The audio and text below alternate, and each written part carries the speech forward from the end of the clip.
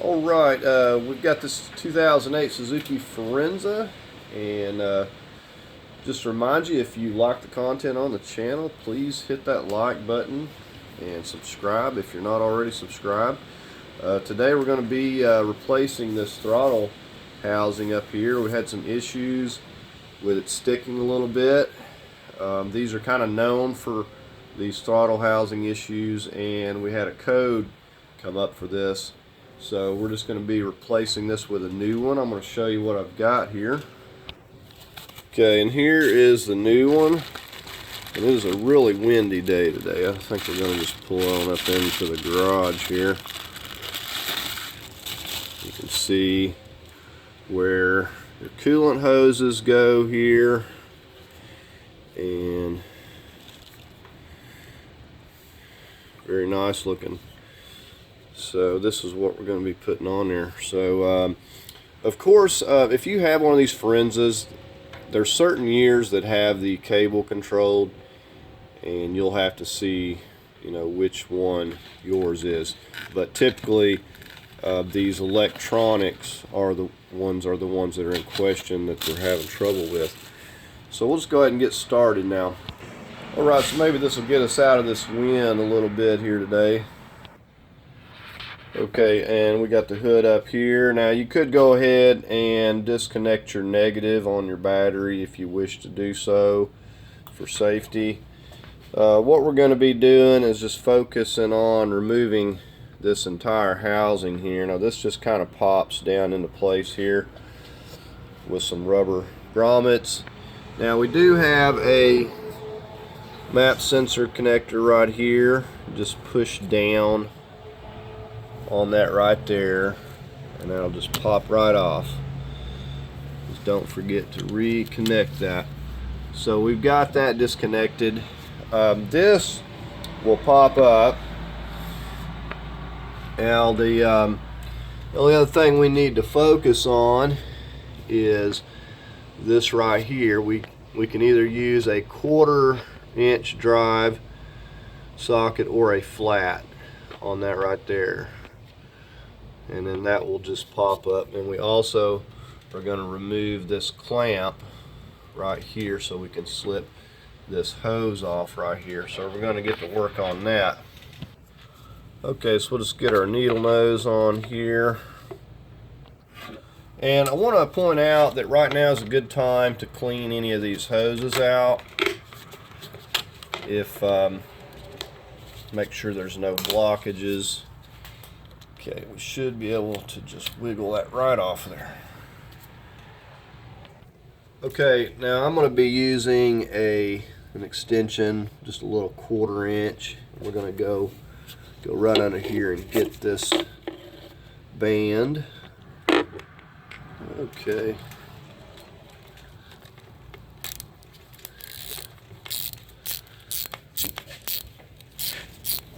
So we just need to loosen it up a little bit.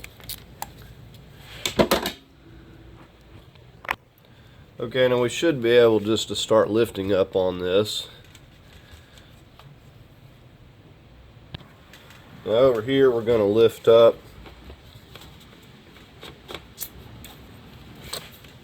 And a little bit stuck here.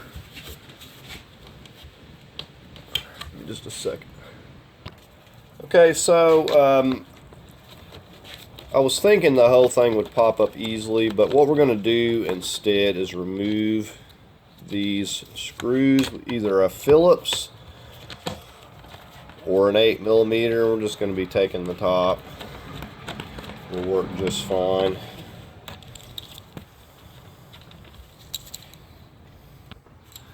Okay, we only have 4 of these.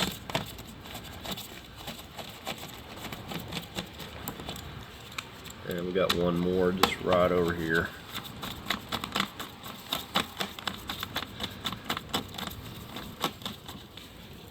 Alright, see if we've got this loose.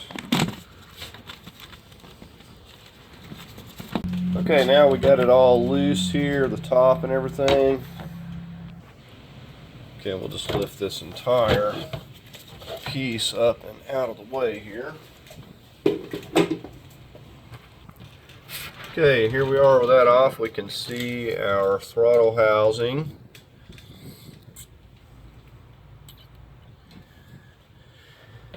Now, if you look right here,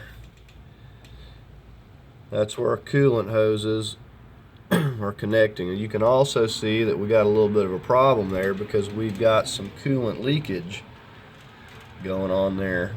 Now, the problem with these type of clamps is once they get disturbed, oftentimes they don't want to seal anymore. They work good for a while, but if they get disturbed, then they just want to leak and they seep out coolant. So I'll show you how we're going to fix that problem as well. You can see we've got the, I believe, 10 millimeters. It's kind of dirty down in there. First thing we're going to do, I think, is we're going to get the air hose and kind of blow this area off so there's not any loose debris falling down in there. And we take this loose. So I think we'll do that for starters. So yeah, it's pretty straightforward. Right here we've got to get this connector. Okay, so took the air hose and sprayed that off real good there. And we're gonna pull this. This is the safety lock, and just push down right there. Just give that a push off. Be careful, don't tug on your wires. We'll just kind of push that out of the way.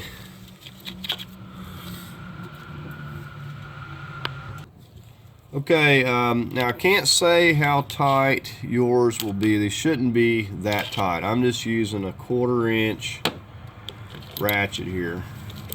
And we're going to start breaking these loose. Little 10 millimeter nuts holding this down. All it is, it just sets down on those studs there. Now, it's also good when doing this to have you a little magnet. It's real easy to drop these, and if you've ever dropped one of these little bolts or nuts, it's almost impossible to ever find it. So if you're not using a magnet, just be very careful. But you may need to get a little magnet to fish some of these out. These are kind of sticking to my socket, I guess because of the dirt and grease on them here. Okay, that one didn't. Hold on one second.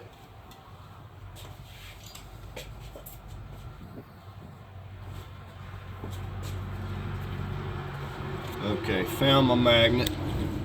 It's just a little pin magnet.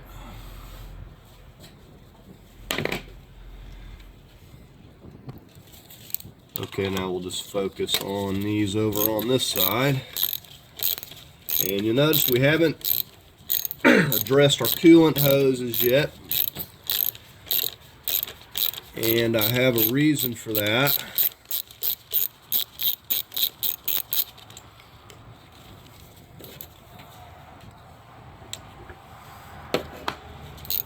Okay, one more.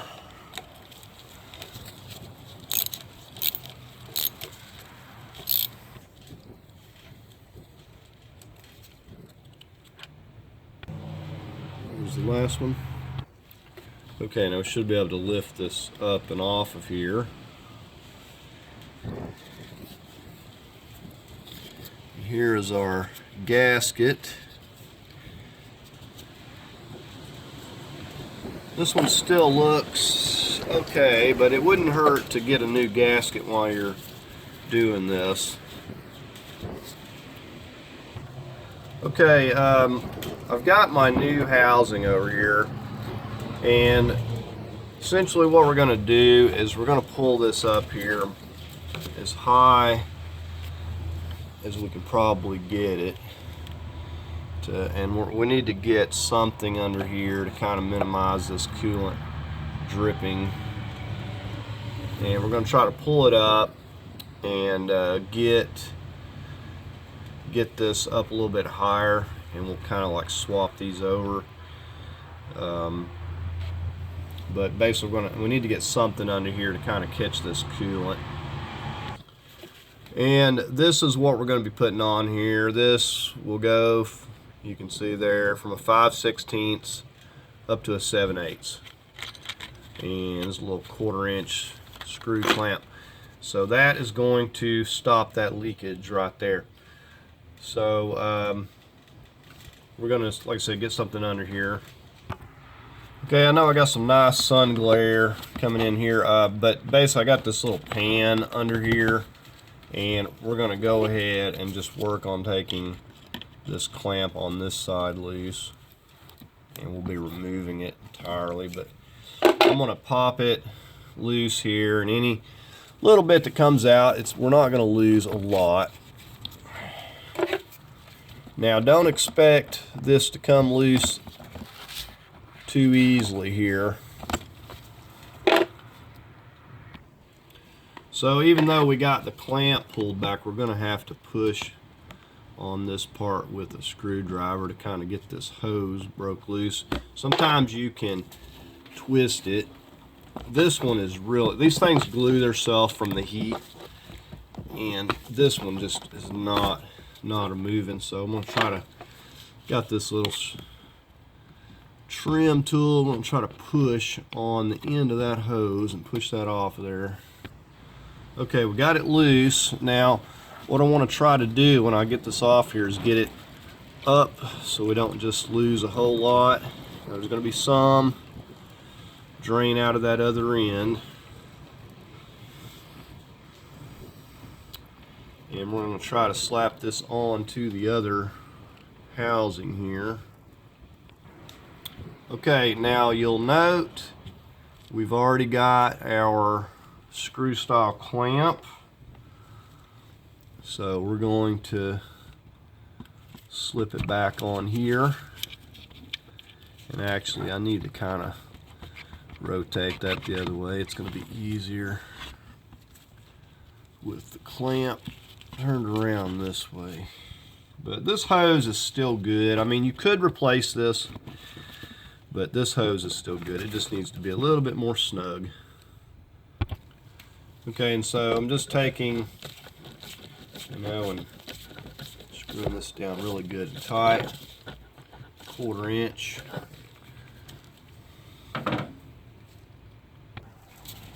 Okay, now we're going to get this clamp pulled back here and do the same thing.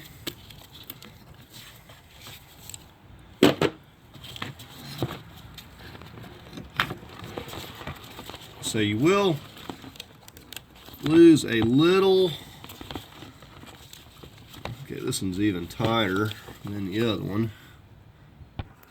Okay, I finally got it broke loose with the screwdriver there. So they really glue themselves.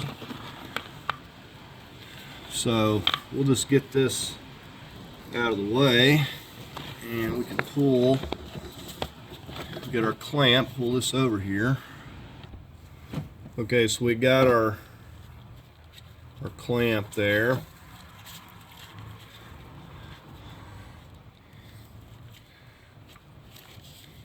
So we're going to go ahead and snug that down. Okay, and if we still have any leakage out of these, what we'll do for starters is trim just like a 1/2 inch off of these ends and reattach them. We got enough slack there. And from there we'll get another hose.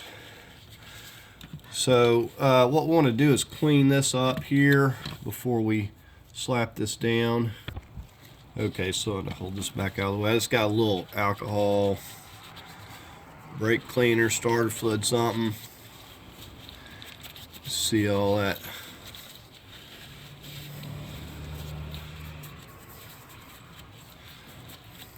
Okay, so we'll go ahead and set this down onto the studs.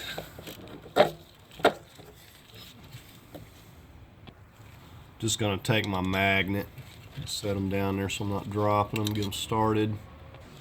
Okay, so now we'll just snug them up by hand first.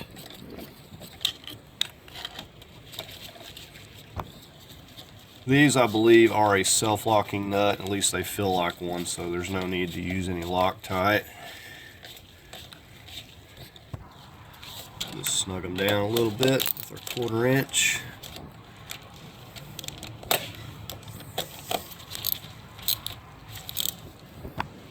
Okay, if you don't have an inch-pound torque wrench, inch-pound, then just snug it down with that 1/4 inch, drive a little bit and call it good. Just don't, the thing is, you just don't want to be stripping these little bolts out.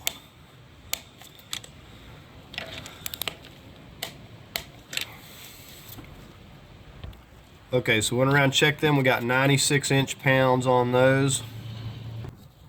Okay, so we'll get our connector back in place.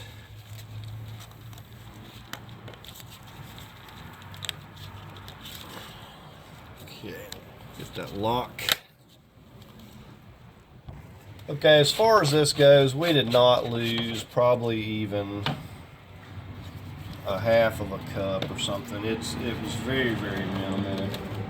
But all we'll do is just top this back off.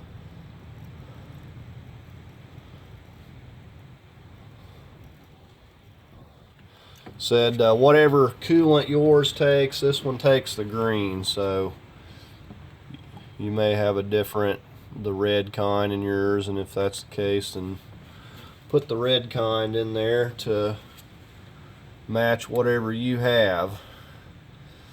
So really any coolant will work, it's just you don't want to be mixing them, really. And they claim that you can mix them, but I don't like to. I'll put whatever's in there. And this air will work itself out. And if you're worried about the air, run it a while. After it's completely cool, take your cap off, see if there's any air that comes out of there. Okay, so there we have our nice new clean throttle housing on there. Okay, we're going to go ahead and set this air intake back on here. Make sure we can get to our clamp.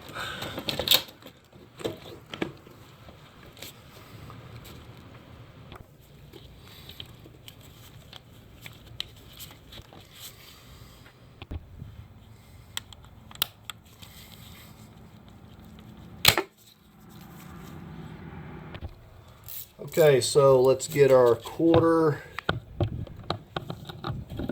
go ahead and tighten this band up. So if you can use a flat, but this works better.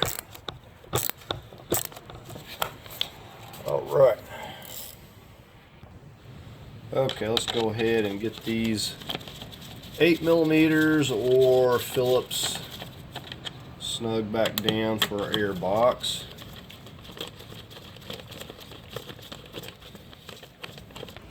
Okay, so all of our air intakes secure. Most importantly, reattach this map sensor. You will have lights coming on and all kinds of problems. So make sure to get that refastened. Okay, now we'll go ahead and get it cranked up and we'll try the throttle out and make sure it's working good, and we'll take it for a test drive. Okay, we got it cranked up and running here. It seems to have really good response. I'm going to go ahead and take it down the road here and try it out and just see how it feels, see how much different it feels.